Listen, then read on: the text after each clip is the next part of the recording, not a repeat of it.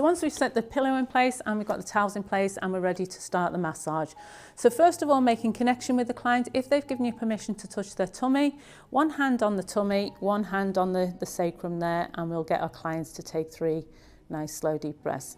But if they haven't given you permission to touch the tummy, then you can put one hand on the bottom of the spine and one hand on the top of the spine there.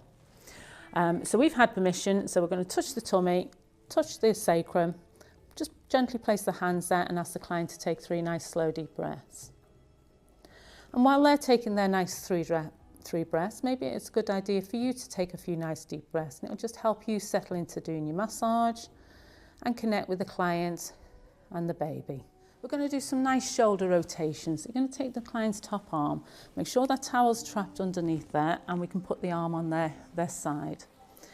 Make sure you've got a little bit of towel on underneath the hand at the front, again to stop the towel falling away, and one hand at the back. And we're going to just do some nice big circles.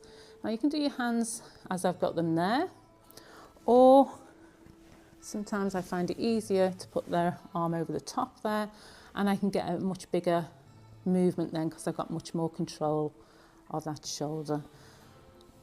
And for the sake of your massage, do 6 circles in one direction, 6 circles in the other. But if your clients are really tight in this area, obviously you can do more. A lot of the massage with pregnancy massage, especially if your clients have said they want most of their treatment on the back, because you'll do get a lot coming just at the final stages and just want the whole of the back massaging for the full treatment.